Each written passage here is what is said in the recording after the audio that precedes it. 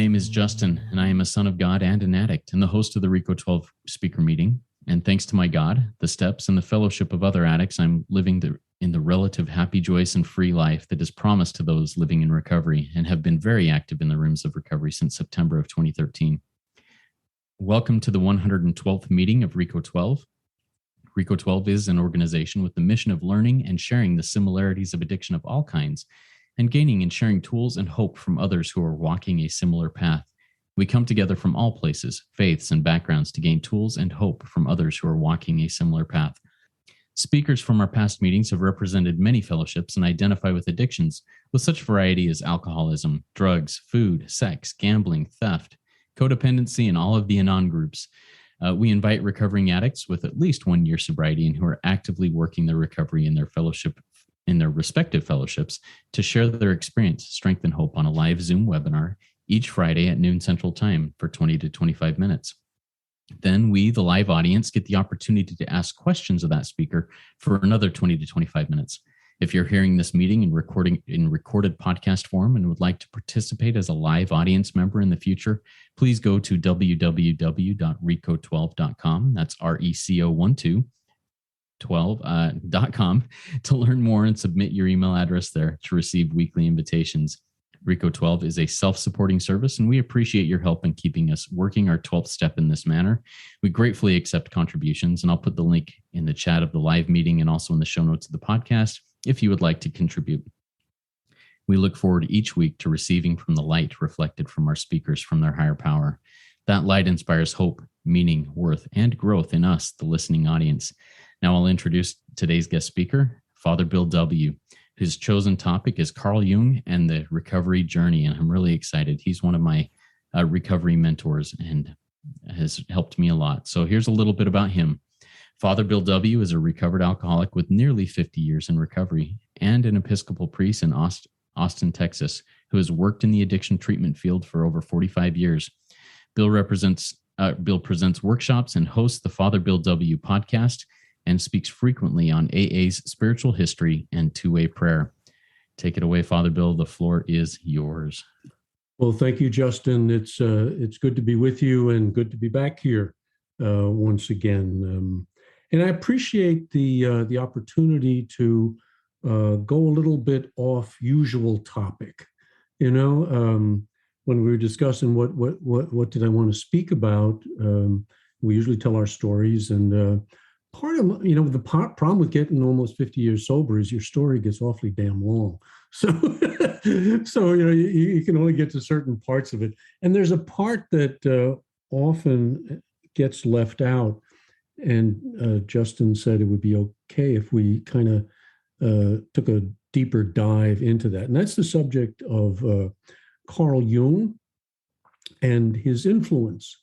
And in keeping kind of with the set of this program, or this podcast rather, I'm going to intertwine my own story with it in terms of how he influenced me, as well as how he influenced the whole 12-step movement.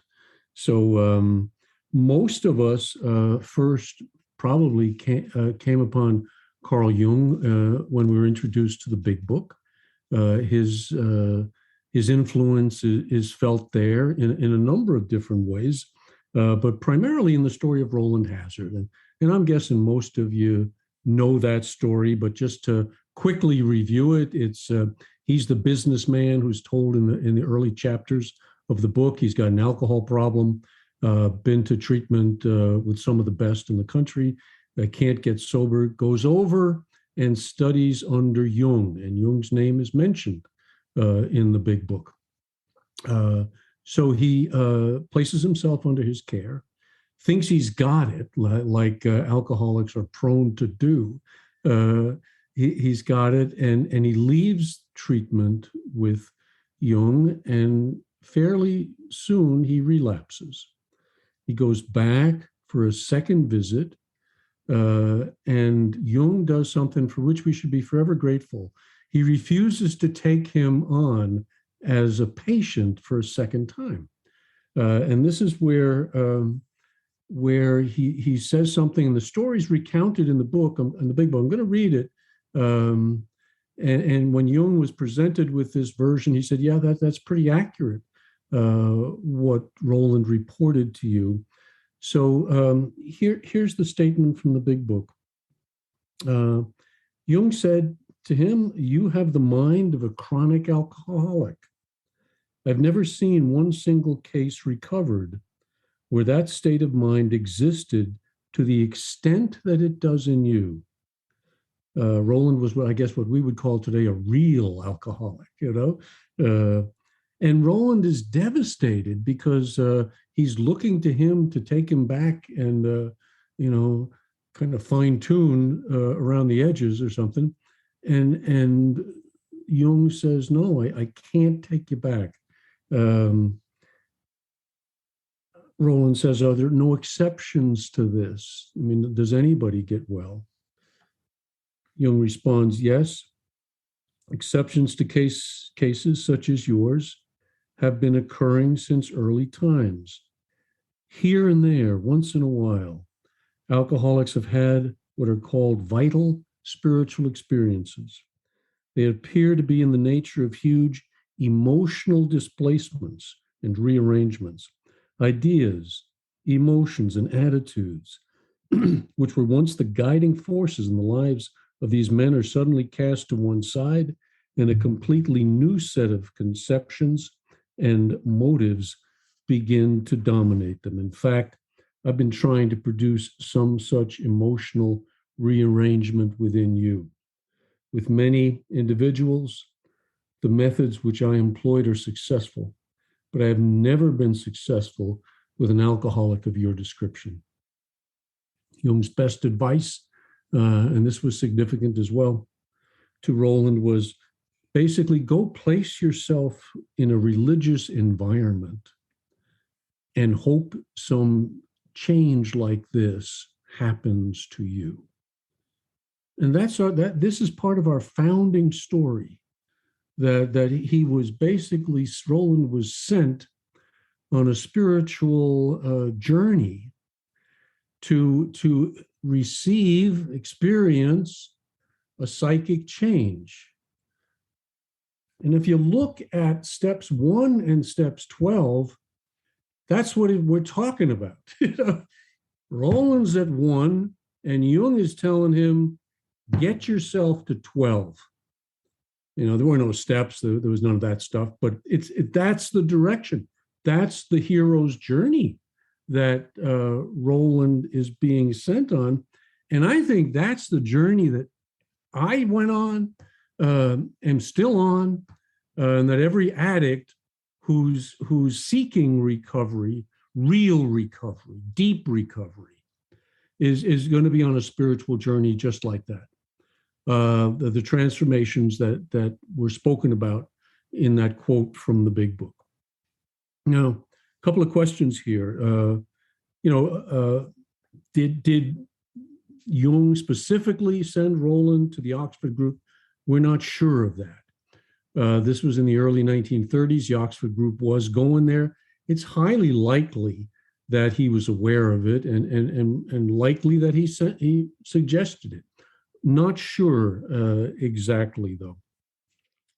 But that's what Roland does. He comes back to the States, gets involved with the Oxford group, helps Ebby Thatcher, and then Ebby Thatcher goes and helps Bill Wilson. And that's the chain of events that kind of closes that circle of how Jung, first of all, got involved with the beginnings of the program. I got a couple of quotes here from Jung that I'd like to explore a little bit. I think you'll find them interesting. The first is Jung wrote later, among all my patients in the second half of life, there has not been one whose problem in the last resort was not that of finding a religious outlook on life. It is safe to say that every one of them fell ill because of having lost that which the living religions of every age have given to their followers. And none of them has been really healed who did not regain a religious outlook. Couple of comments on that. One, for those of us who've been in the rooms, a lot of people come in with very negative experiences of religion. A lot of us have been burned in churches and things, and there is a very sharp decline been going on for the last 85 years or so. The Big Book came out almost with 1939. I mean, over those years, there's been a decline, a further decline in religious involvement. So you got to be careful. I had to be careful. What is he talking about here? Is he saying go back to church? Well, not necessarily. He's saying go back to what churches historically had been able to give, but are having a really hard time giving now. That's kind of the message that Jung himself was expounding. He also says there that a crisis comes in your life. He calls it the midlife crisis. That among his patients, second half of life, the rules change.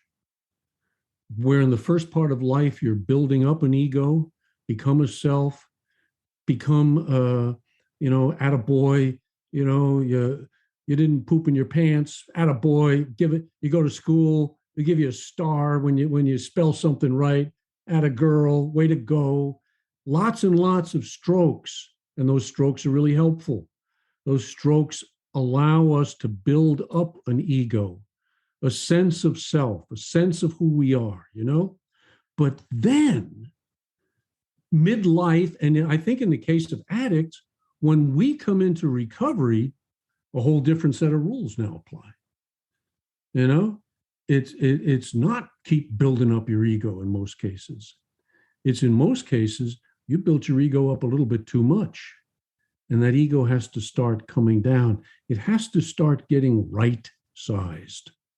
Sometimes I hear in 12-step world, I have to get rid of my ego. And I'm always quick to say, if you do that, you're going to become psychotic. You need an ego. You need a sense of self, but we need a healthy sense of self. And so that's the process. That's the spiritual journey, a huge part of the spiritual journey that we are on.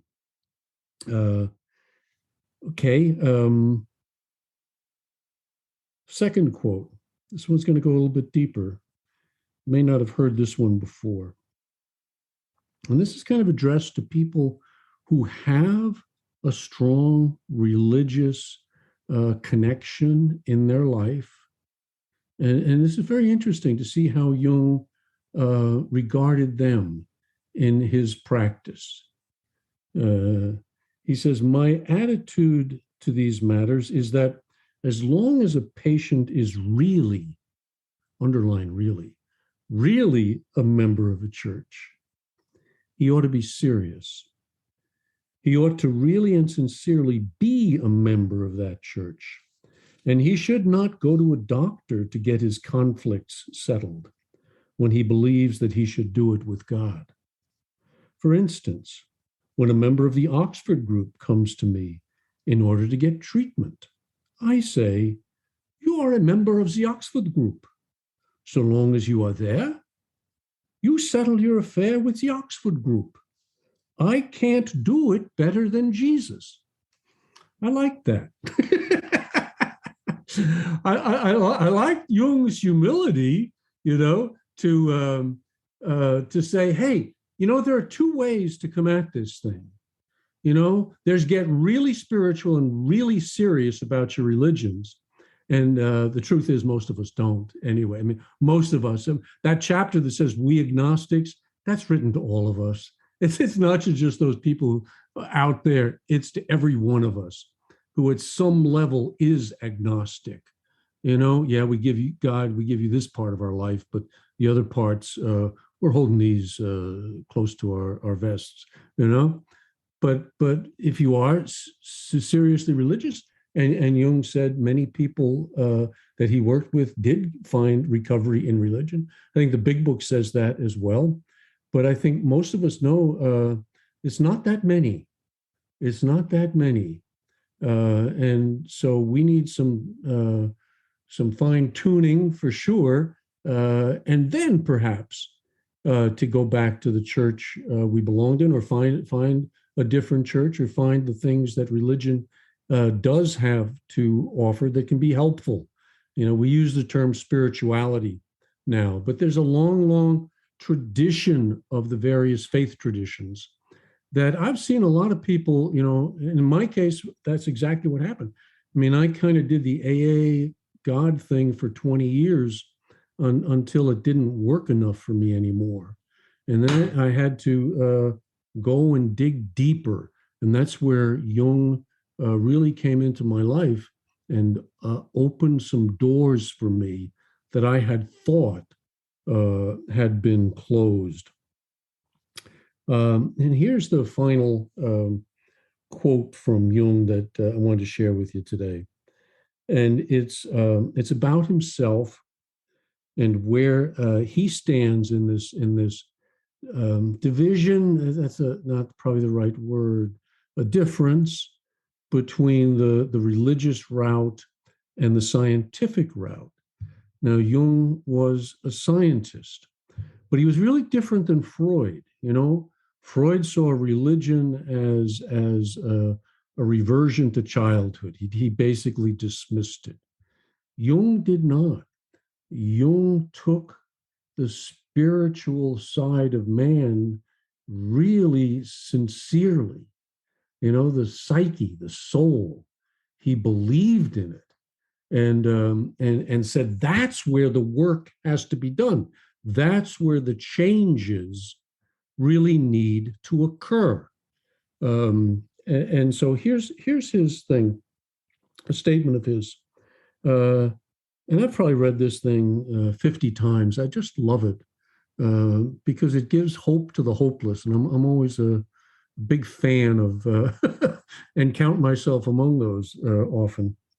He says this: I'm not addressing myself to the happy possessors of faith, but to those many people for whom the light has gone out. The mystery has faded and God is dead. Who? That's actually a quote from Nietzsche. And he studied Nietzsche quite a bit. And there's a misinterpretation about Nietzsche. Nietzsche wasn't saying, hey, God is dead as a pronouncement. He's saying human beings, particularly Western Europe, in its relationship to the God image, for all practical purposes, God is dead. There's no connecting link, There's no conscious contact. There's no realized relationship. You follow me? And that's how God is dead. And what Nietzsche said is, and oh my God, are we in for some trouble? So, but isn't that where most of us are? I mean, when religion has taken a terrible dive, and religion has done a terrible job. Let me say that as well. It's done a terrible job of giving people the connection that they're starving for. And that's one of the things we find, I think, in 12-step recoveries. We find people who are serious about this thing, working this thing. And that's what I found. I was studying to be a Jesuit priest at the time, and I found more spirituality in the basement of the church than I did upstairs in the church. Something was going on down there. What was it?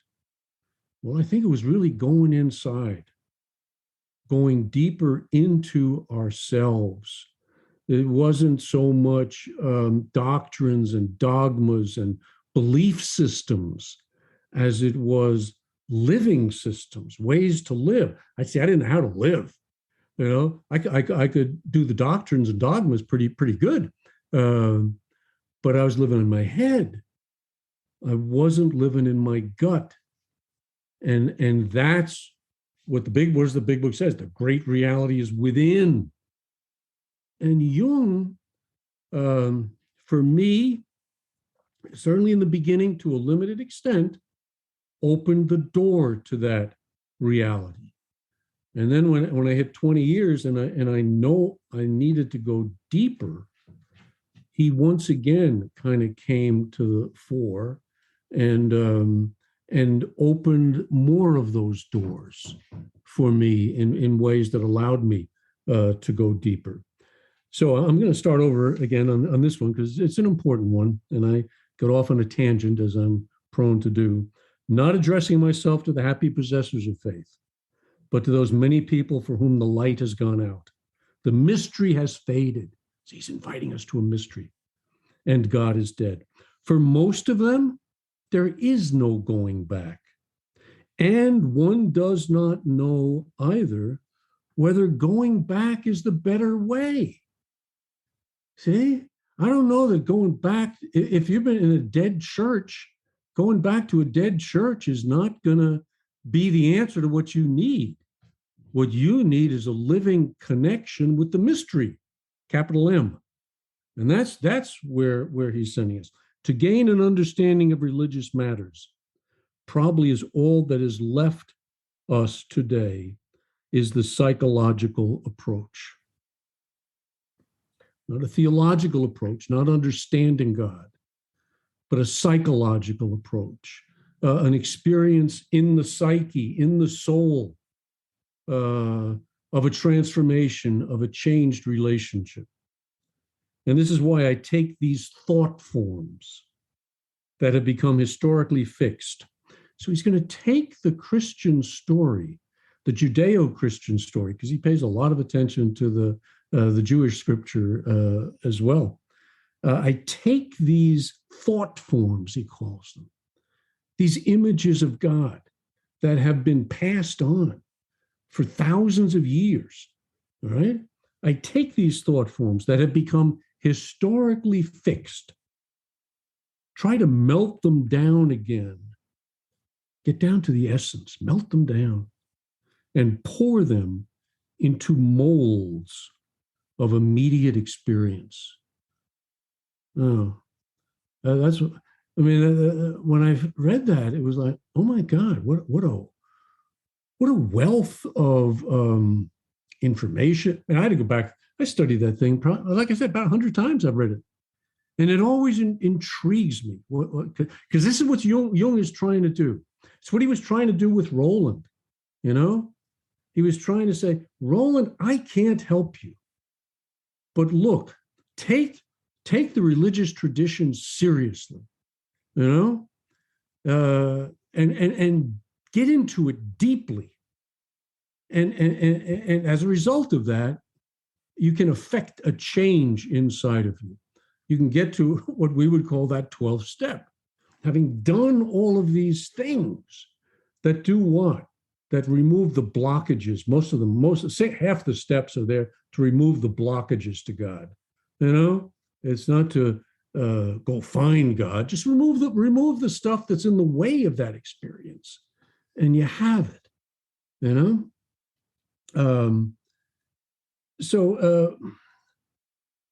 Again, just to kind of sum up on this part, you know, what he's saying there is, if you have a solid religious connection, get serious about it, go deeply into it.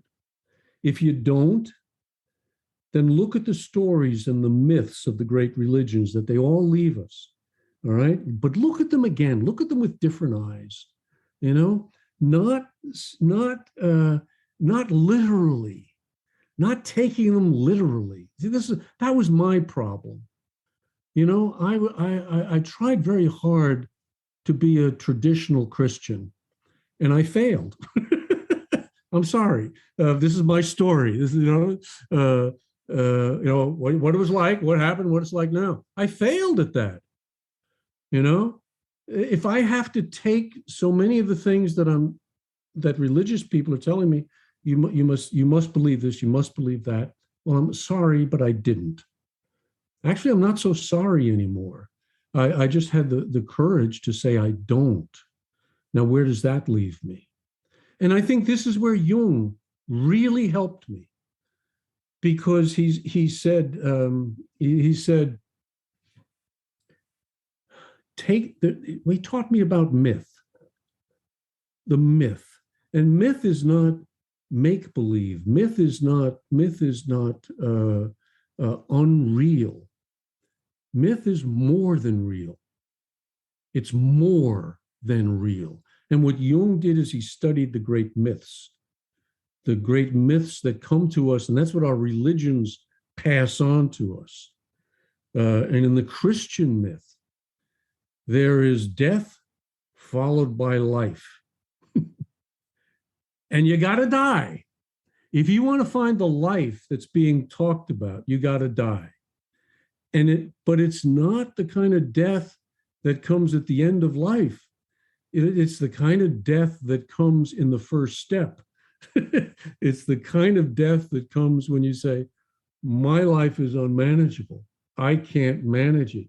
God, I don't know who you are, but I need you to manage it for me. Boom.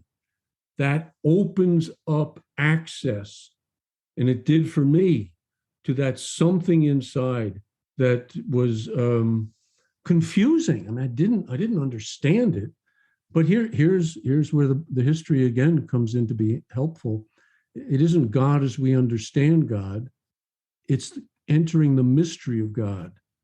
We don't understand God, but we understand ourselves, and we understand our egos, and I understand what my ego can do to me and to others around me when it takes on God-like characteristics. You know what I mean? So that God ain't God, I'm God.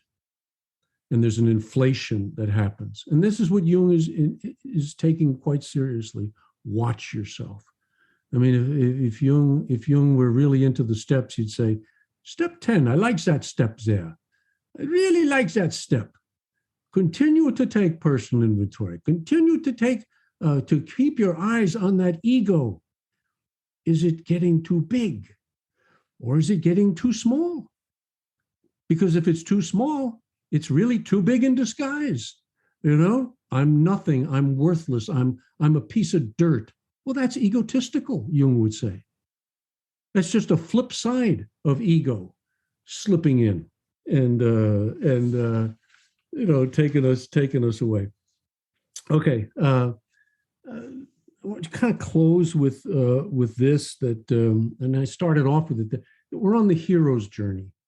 And I really believe this, that every alcoholic and addict who really starts off, and this is where the myths come in, so you better know what myth you're following.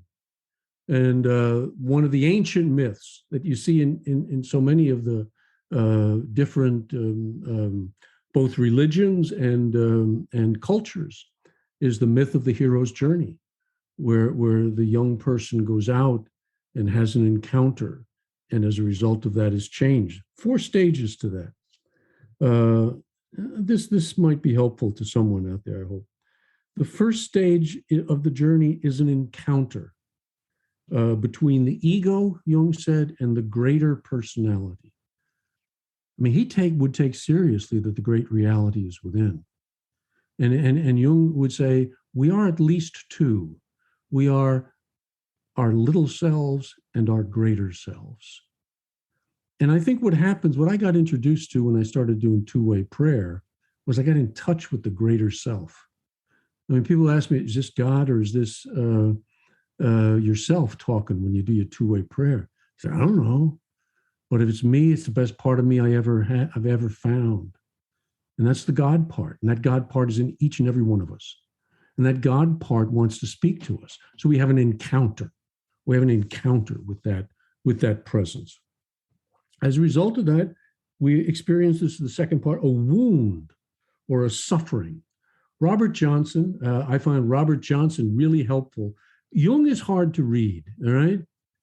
I finally gotten to him, but it's 30 years later. I'm reading them now. But Robert Johnson opened the door to the Jungian world for me, the inner world. And he's talked about a wound.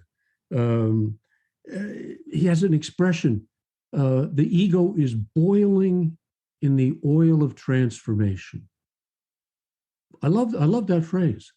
And that's if you think, you get sober or you quit drugs or whatever the hell it is, and you think it's going to be clear, easy sailing, good luck. Pain awaits. Richard Rohr, who's done a lot of Jungian stuff, I know that from his work and discussions with him. He says there's two things powerful enough to change a person: prayer and pain. Most people choose pain. All right. So in this adjustment, which goes on, expect to have pain, a wounding. All right. But there's an endurance. This is number 3. The perseverance of the ego, which endures the experience and tries to find meaning, meaning, meaning within it. Okay. I knew 2 things when I got sober almost 50 years ago: don't drink and don't run, and I was big on both. And don't run was just as important as don't drink. To stay and allow it to happen, to endure the pain, you see, all right? And if you persevere, then you get number 4, a divine revelation by which the ego was rewarded with some insight into the transpersonal psyche, a death of the old self, a rebirth of the new. And this is a cycle that goes on over and over and over again. No pain, no gain. I can pray my way into it, or I can suffer until I'm ready to say, okay, I'm ready to let go of that one too. So for me, Jung was there at the beginning. He's there at the end for me. And I think he can play a really important role in the lives of many alcoholics. Wilson thanked him for his contributions 20 years into his own recovery with the critical role that he played in development of AA. So hope some of this was helpful. I'm going to pay attention to it. So my ego needs to. So thank you, Justin. Good to be with you guys, and have at me. Awesome. So thank you so much, Father Bill. Loved that. And that the hero's journey is something that I am really enthralled by and interested in. And I love how you laid it out that way through that process, and several other points that were just amazing. So we have several questions that came in. Before we get to those, if there's any other questions that you have for Father Bill, please type them in the Q&A link at the bottom of your Zoom window. Looks like 2 speech bubbles over the top of each other. We'll get to as many of those as we can. I will save those questions and post them on our Facebook page. And I've put the link, and I will put the link again for the Facebook page where you can join in and answer questions and ask questions, and we can be in this community of doing this. So a couple questions here, Father Bill. First one that came in is from Robert, and Robert asks, thank you for sharing your insight. What is the thirst that gets people past the religiousness and into the relationship? What is the thirst? Well, it's the thirst for God.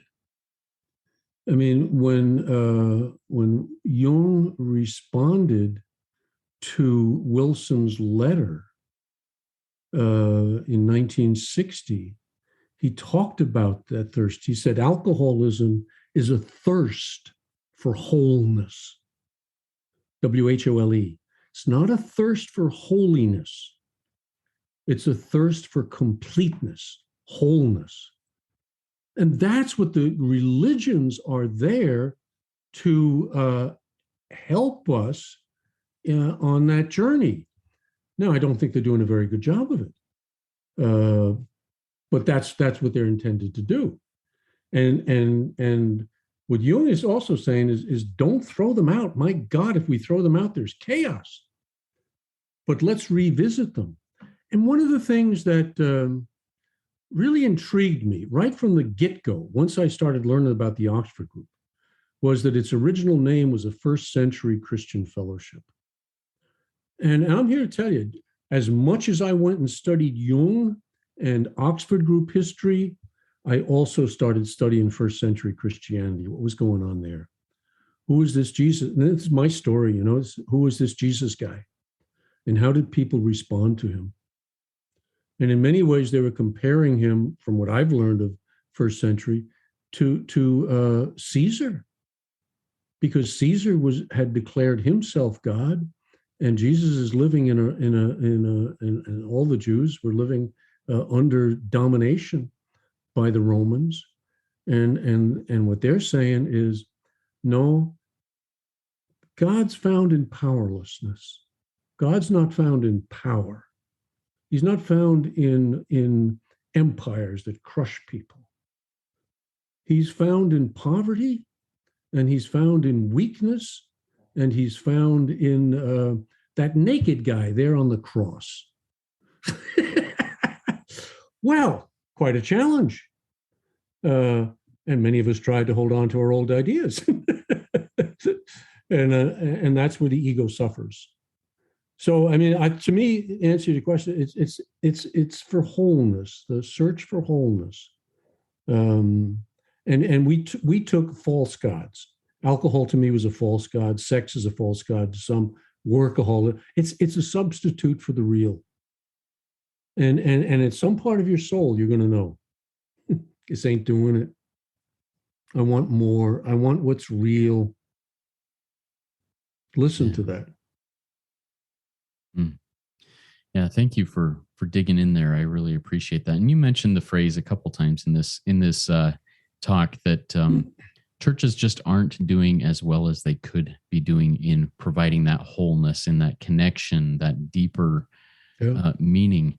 What is one or two of the top things that you see that churches could or should be doing better to invite people into that journey, that hero's journey, or into that connection?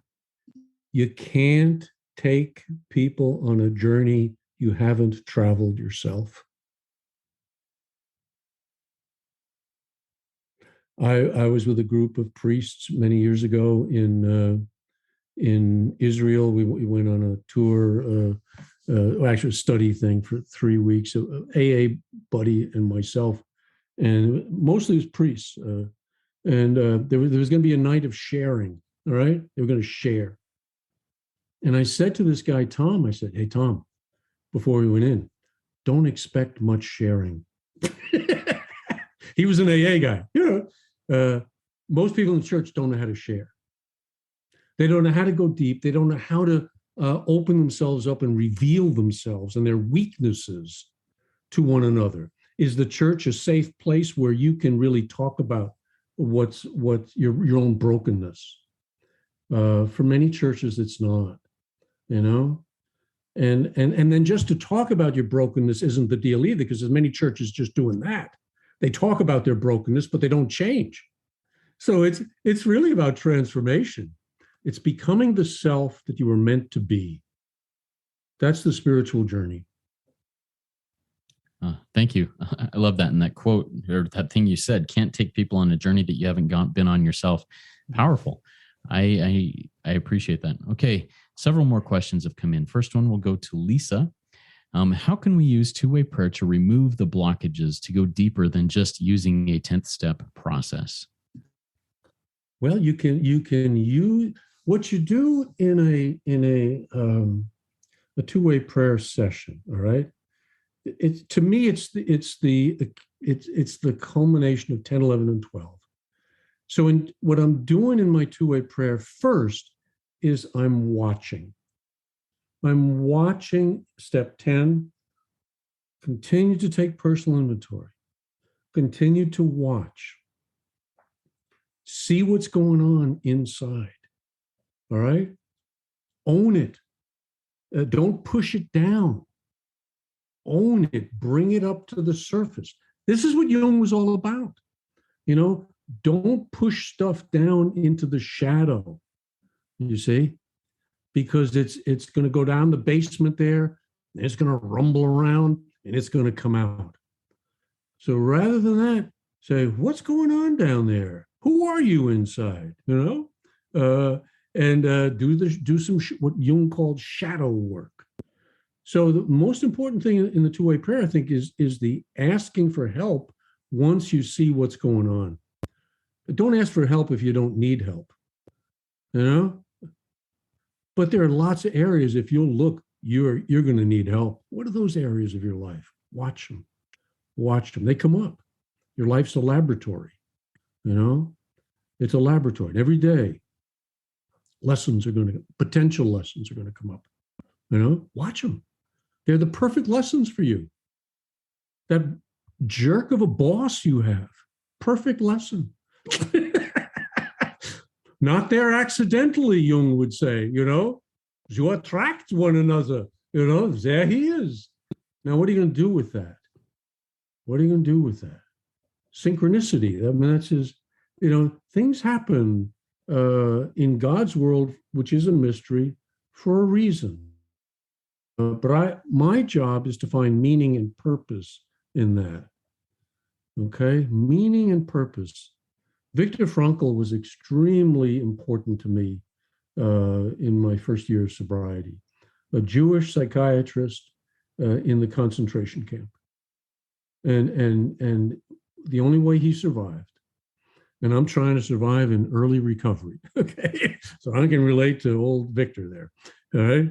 And he was in a lot worse conditions than I. Find meaning and purpose here. Find meaning and purpose, because in the concentration camp, those who didn't find it gave up the ghost, gave up the spirit, gave up their lives. He could see it happening in them before. He would say, like, choose meaning and purpose over food, over water. It's the thing we can't live without. That connection with the living spirit of God. We call it God. We don't understand it. But we know when we're experiencing it, all right? Because it's fulfilling the deepest longings of my heart, all right? And when that happens, I'm in the presence. I'm not in the wilderness anymore. And see, how many stories from Scripture are all about that? Adam and Eve kicked out of the garden. Well, I mean, some people go searching for the garden. Well, good luck. You know, look to your own garden. Where'd you get kicked out? Where do you feel like you're out in the wilderness? That's what brings these stories to life, to your life. And that's where they have value, not to be worshipped as something from the past. And I get in trouble for this, but I'll say the same thing about the 12 steps.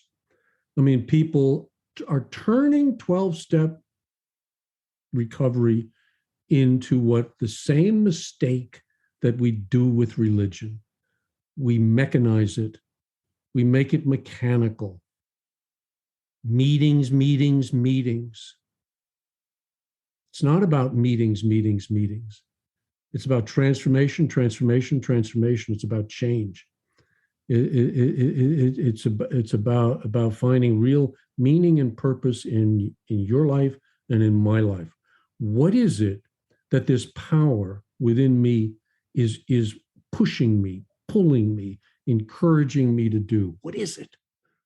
What's the meaning and purpose of your life? You got to find it.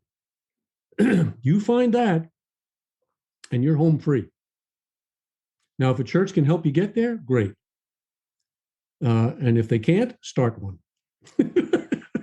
Love it. I think that goes right into this next question. That's amazing. Thank you. This is from Sam. Sam says, I found that religion in itself could not help me get past, through, or over my addiction, as Jung seems to say. No, Jung says for some that route works. Yes. Go ahead. Okay, perfect. He says, I believe Sam can heal all maladies. Or not Sam. I believe Jesus can heal all maladies. Sam may believe. No. Come on, Sam. Awesome. And that's heavily taught in my religion, but there has been, but that has been at odds with my experiences. And I've always needed therapy in 12-step groups in addition to my religious practice. Is Jung saying to just embrace our religious? No. He's saying if you are into your religion and heavily into it, go, but work it. I remember a guy, and my father was a terrible alcoholic. I remember a guy coming to our house, and I'm about 7 or 8 years old, And he tells my father, he's a drinking buddy of my father, and he says, I'm going to Graymore in New York. And it was a kind of a Franciscan abbey quasi-treatment center for Catholic addicts. You understand? Where they took the religious thing quite seriously. The Matt Talbot groups in the Catholic tradition take that religion and the alcoholism very seriously. In Ireland, there's the pledge, and among Native American cultures, there's groups that get together and support one another. They take their religion seriously. Get into that sweat lodge, and let's really do this thing. What Jung is saying is, if that is your path, then embrace your path and go that route. But for many modern people, the modern mind, that path is difficult. And I think for the reasons, Justin, that we've been discussing, that the churches are not doing a good job. They're not, I ask people, have you ever been in a dead church? And I say, yeah. And then I ask them, have you ever been in a dead AA meeting? Yeah. So that's what we're talking about. Where's life and where's death? Find life. Find life. And it sounds like Sam may have found a balance. And that's nice. That's really good.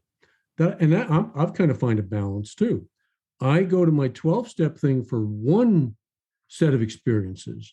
I go to church for a different set of experiences. And I don't expect, for me, church to give me the one that the other gives. And I don't expect the other to give what the second one gives. I'm trying to get a balance. And I don't think the churches do a very good job with addiction. And I don't think 12-step groups generally do a very good job of handling religious questions. It's like, well, get your own God and throw away 5,000 years of human experience, and let's see how you do. It's kind of crazy, rather than, and this is what Jung is saying, I think. Dig in, but go behind it. Don't be a literalist. Don't be a literalist. That leads nowhere. It leads to rigidity. And you can get rigidity in the churches, and God knows that they're full of them. And you can get rigidity in 12-step groups. And I think God knows there's a lot of that going on out there too, rather than life. Yeah, thank you. And you introduced me to a piece of art. I can't remember who did it, but it's the general concept is a guy peeking out under the universe, getting under it and looking out and seeing that there's so much more. Tell us a little bit about that piece of art and how that might apply here. Well, I want to find that little piece of art. It was a guy by the name of Leo in Moscow who had that as his Zoom picture image on his Gmail, and so it showed up on Zoom. But it was a young guy kneeling down, and there's a curtain, and he's picking up the curtain and peering into it. All right, and that was it. And it's a beautiful example of you're living in the third dimension, and the big book is talking about what? The fourth dimension of existence. And it's an invitation for us to move from three-dimensional reality into four-dimensional reality. Where the great reality is present. You see, and it's being experienced, not up here in the heart, in the gut. You see, when you're talking about what's behind that veil, you can't describe it. It's ineffable. I mean, every mystic will tell you that. Yeah, I can't put it into words, but I can invite you to the experience. Yeah, so I will try and find that piece of artwork because that's Oh, good. Well, send it to me. That's where I saw it too. I'll send it to you. I'll put a link in the show notes Yeah, to it. I'll write People to can see Leo, it see if too. he wants to share. Yeah, very good. Those All right. Russians aren't very happy with us right now, No. But I think Leo's a good guy. Yeah, awesome. Another question here from Didi. This is a quick one here. What are your recommendations on books to refer to about some Jungian works, some of the simple things to get started, and about the story of Roland Hazard? Oh dear, it's not a good biography of Roland out yet. Well, there may be, since I'm not really doing deep research. I try to find one, I can't find one. I had a friend who was working on it, but I don't think anything came of it. Roland doesn't. The family has not been very cooperative in terms of giving out history. Roland may have relapsed. He was a part of the Episcopal Church in New York City, where Sam Shoemaker was. There is a window donated by him in the church. You can go and see that. It's Calvary Church in New York. I think it's on Madison Avenue in the 20s. But there's not a lot about Roland. And in the long run, Roland isn't that important. There's a lot of historians who are saying, well, did Roland really go and be under the care of Jung? And if so, for how long? And they're checking the dates and the times and did he book passage here and all that. I don't care. See, this is where the myth is more important than the man. I don't care if Roland Hazard, well, we know he existed, but I don't care if the story's true or not. His story is my story. That's what's important. And his story is perhaps your story. Are you an addict who couldn't get it and who looked to science to give you the answer, and science couldn't give you the answer you needed? You couldn't find a doctor. I had a therapist many years ago. He had an expression, he used it on everybody, but it saved a lot of it for me. He said, Bill, you're clinically impossible. You're clinically impossible. Now, that's Roland's story. And I don't give a damn about Roland. I give a damn about Bill. Is Bill clinically impossible? Is reading another book about psychology going to really transform me? I don't think so. I think what's going to transform me is the shrinking of my ego down to its right size and being in right relationship with a God that I don't understand and the people who are around me. And I'm showing love and compassion, for them. That's it. That's the journey. Thank you so much. We have a few more questions, but we're going to be out of time here. I will take these questions and post them in the Facebook page. I put the link to the Facebook page where you can request to join in there. I'll also send them off to Father Bill if he's able or wants to. He can answer them and I can email them back. You can email me at rico12pod, rico12pod@gmail.com, and I can do that. But Father Bill, before we close up, do you have any final words of wisdom before we get to the closing readings and prayer? I didn't answer the second part of the question, which was how do you get started on the Jungian stuff? The answer for me would be Robert Johnson introduced me to that world in language that I could understand. Transformation was one of his books. He, for masculine psychology, was a second book. Shadow was a third book. And he basically takes Jungian concepts and breaks them down very simply. Inner gold. I did a podcast series on inner gold. Another one of Johnson's books. And so he's a great place to start. After you get through with him, and Inner Work is his kind of textbook. They're all small, but Inner Work is a great introduction in a general manner to this process. And then I would say move on to well, the one who taught me so much is Edward Edinger. He's a little bit difficult, but I got a hold of his book called Ego and Archetype. And I got a hold of that book in the early 90s.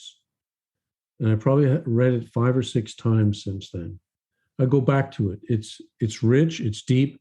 He's got some stuff on YouTube. Edinger was a Jungian analyst. He's dead, as is Johnson, as will I soon be. So there's a little ego reduction, very, very helpful. But they're good teachers. They're good teachers. So now I'm sorry. Now where are we going? Excellent. Final words of wisdom before we close out. I don't have any. Go. I'm fresh out of wisdom. I really feel like I've kind of overstepped my boundaries in terms of this, and that's why I wanted to do this. That this isn't a subject that you can usually get into in a 12-step thing, because it's borderline academic and that sort of stuff. And somebody's going to say, well, keep it simple, Well, if I could keep it simple, I would, but I can't. I can't keep it that simple. And so a simple program for complex people is where I think Jung can be, or was in my case, very helpful. That he took very complex ideas, because the inner world is it's vast. I mean, you're getting those things from space, the new telescope thing that's showing my God. Well, just as deep inside. Absolutely convinced of that. Awesome. I love that. As deep in as it is out there. Yeah. Thank you again, Father Bill. That was a great RICO 12 weekly speaker meeting for all addicts and those wanting to learn more about addiction and the recovery therefrom. If we didn't get to your questions, or if you have other questions, please go to rico12.com or the Facebook page and join in the community there. Ask and answer questions there. I invite the audience to come back next week. If you've not yet rated and reviewed the podcast in Apple Podcasts, please go do so now. It's a great way for us to work our 12th step and sharing this message with others. And next week, we'll be hearing from another of my favorite people with RICO 12 and in recovery, Nikki M., whose topic will be spiritual principles in action. And she is a firecracker. Be ready. I look forward to speaking with another of my favorites, and she is another big influence in my own recovery walk. Now, let's launch off into the rest of our day with the prayer for addiction. I can't remember what it's called, Father Bill. The prayer that you have here for us from the Book of Common Prayer that you'll lead us in. Yeah. And it's for addicts. It's the prayer for addicts in the Episcopal list of prayers. Let us pray. O blessed Lord, you ministered to all who came to you. Look with compassion on all of us who through addiction have lost our health or freedom. Restore to us the assurance of your unending love and unfailing mercy. Remove from us the fears that beset us. Strengthen us in the work of our recovery. And to those who care for us, give patient understanding and persevering love. Amen. Amen. Thank you so much. Everybody come trudge this happy road with me. Work it. You are worth it.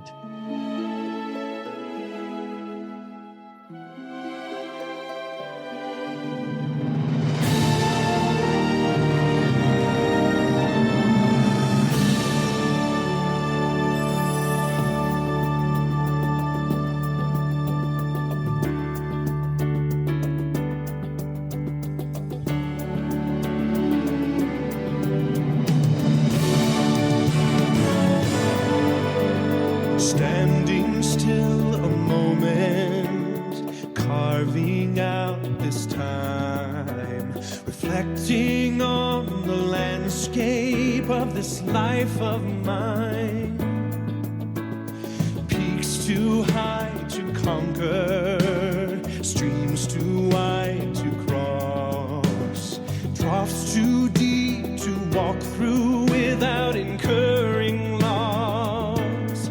Yet here I am, still standing tall, despite the rough terrain. One like me survived the storms and walked through wind and rain. Still standing, I will fight the good fight, still searching for glimmers of